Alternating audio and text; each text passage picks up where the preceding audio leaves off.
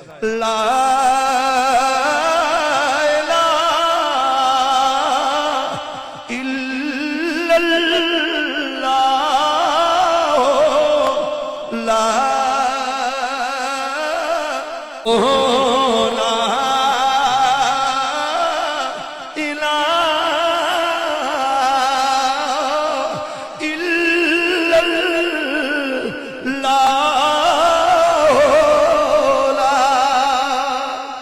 فضل تیرے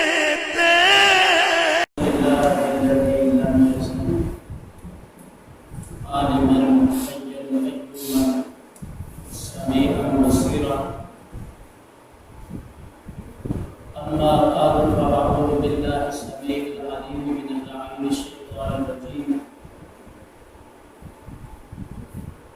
بسم الله الرحمن الرحيم وإذ ابتلى إبراهيم ربه بكلمات فأتمهن صدق الله مولانا العظيم إن الله وملائكته يصلون على النبي يا أيها الذين آمنوا صلوا عليه وسلموا تسليما ومن باب محبة الصلاة والسلام عليك يا سيدي يا رسول الله وعلى آلك وأصحابك يا سيدي يا ذا الإحسان والحسين يا صاحب الجمال ويا سيد البشر من وجهك المنير لقد نبر القمر لا يمكن السماء كما كان حقه بعد الخدا وسرته في السماء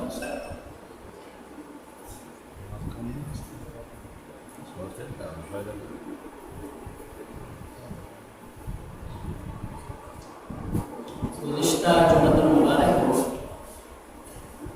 آپ کے سامنے اللہ کے خلیل جناب ابراہیم خلیل اللہ علیہ السلام کی قربانیوں کے حوالے سے چند گزارشات رکھی تھی.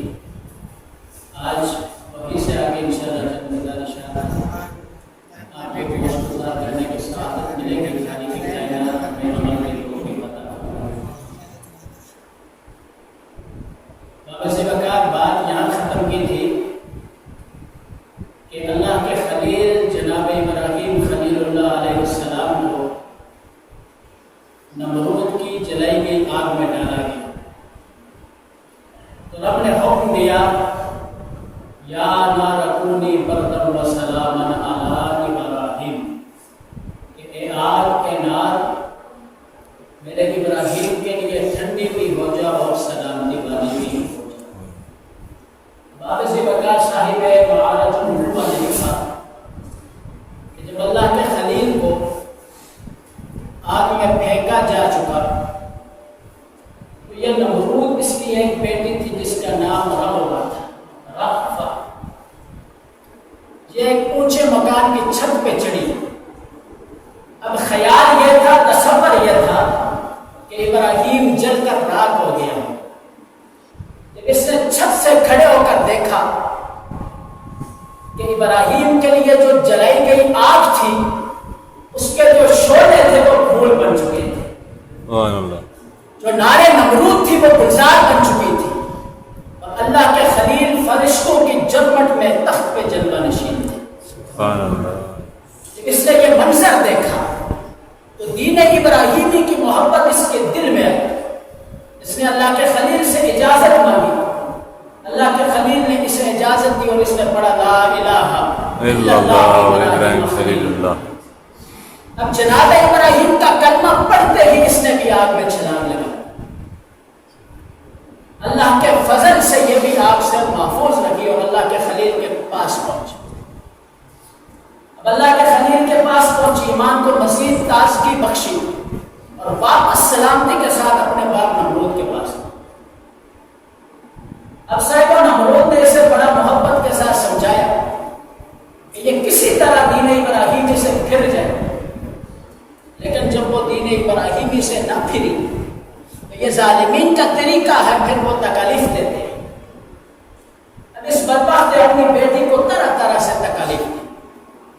اس کے ہاتھ پاؤں باندھ کر اسے گرم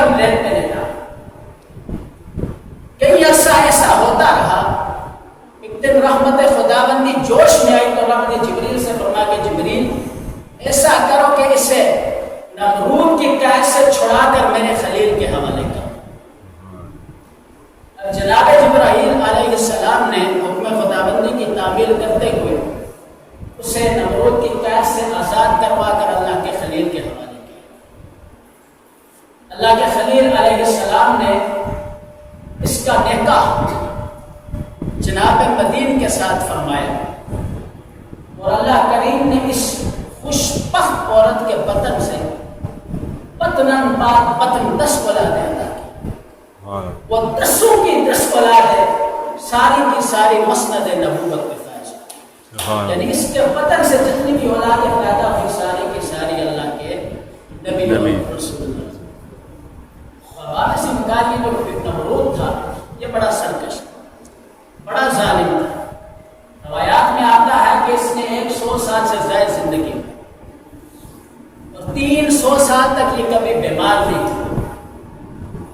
جب یہ 300 سال تک بیمار نہیں ہوا تو بجائے اس کے کہ رب کا شکر ادا کرتا، اس کے دل میں یہ خیال پیدا ہوا کہ اگر میں بندہ ہوتا تو میں بیمار ضرور ہوتا، لیکن جب وہ بیمار نہیں ہوا تو اس بدبخت نے خدائی کا دعویٰ کر دیا۔ اب یہ بھول چکا تھا کہ ان بطش ربک لشدید، کہ میرے رب کی جو پکڑ ہے وہ بڑی سخت ہے۔ اب اللہ کریم نے اسے عذاب دینا چاہا، رب کائنات نے ایک لنگڑے مچھر کی ڈپٹی لگی، وہ لنگڑا مچھر اس کے ناک کے راستے سے اس کے دماغ میں پہنچا، دماغ میں گھس کر اسے ڈسنے لگا، جس کی وجہ سے اسے تکلیف ہوتی ہے، درد و کرب سے چیختا چلاتا۔ اب اس نے حکماء کو بلایا، ان سے مشورہ کیا، کسی نے کوئی تجاویز دی، کسی نے کوئی تجاویز دی۔ ایک حکیم کہنے لگا کہ بادشاہ سلامت آپ ایسا کیجیے کہ پرانے چمڑے کا جوتا منگوائیے، جب آپ کے سر میں تکلیف ہو درد ہو تو ایک بندے کو معین کیجیے جو آپ کے سر کے اوپر اس جوتے کے ساتھ مارے پیٹے۔ بادشاہ نے حکم دیا، اس کی حکم کی تعمیل کرتے ہوئے ایک بندے کی ڈپٹی لگا دی۔ اب مچھر اسے کاٹتا تو یہ چلاتا، درد و کرب میں مبتلا ہوتا، چلاتا چیختا۔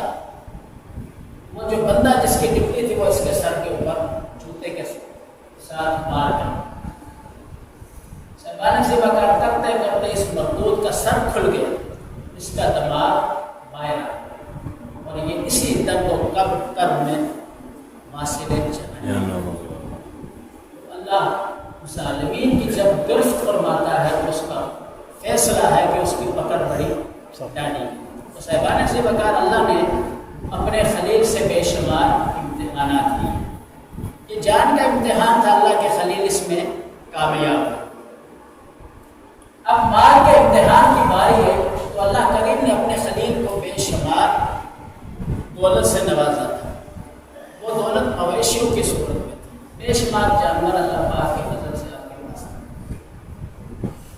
فرشتہ نے ایک دن بارگاہ خداوندی میں التجا کی کہ مالک ہم آزمانا چاہتے ہیں، ہم دیکھنا چاہتے ہیں کہ تیرا خلیل مجھ سے کتنی محبت کرتا ہے، مالک تو ہمیں اجازت دے، ہم تیرے خلیل کا امتحان لینا چاہتے ہیں۔ رب کائنات نے فرشتے کو امتحان کی اجازت دی۔ اب صاحب وہ فرشتہ انسانی شکل میں آیا اور جھاڑیوں میں چھپ کے بیٹھ گیا۔ اللہ کے پیارے خلیل جناب ابراہیم خلیل اللہ جب اپنے مویشی لے کر نکلے تو اس نے جھاڑیوں میں چھپ کر پڑا سبحان اللہ والحمد للہ ولا الہ الا اللہ واللہ اکبر۔ یا ایک روایت میں آتا ہے سبحان ذی الملک والملکوت۔ اللہ کے خلیل نے جب سنا کہ کوئی میرے رب کے پاک نام کی پاک تسبیح پڑھ رہا ہے، آپ اس کی تلاش میں نکلے۔ صاحب جب تلاش کر لیا تو اللہ کے خلیل کہنے لگے کہ یہ جو ابھی تو نے تسبیح پڑھی ہے یہ ایک بار پھر مجھے نہیں سناتا۔ اب وہ فرشتہ جو انسانی شکل میں تھا وہ کہنے لگا ابراہیم سناؤں گا میں ضرور، لیکن بدلے میں مجھے کیا دو گے؟ اللہ کے خلیل نے فرمایا تو میرے پاک نام کے پاک تسبیحاں سنا، میری جتنی بکریاں ہیں یہ ساری تیری۔ اب اس نے پھر پڑھا سبحان فضل تیرے تے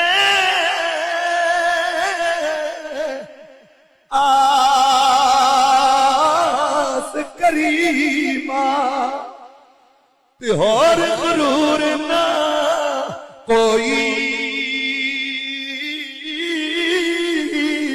صدقہ اپنے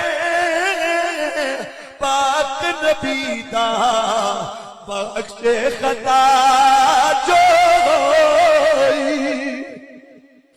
صدقہ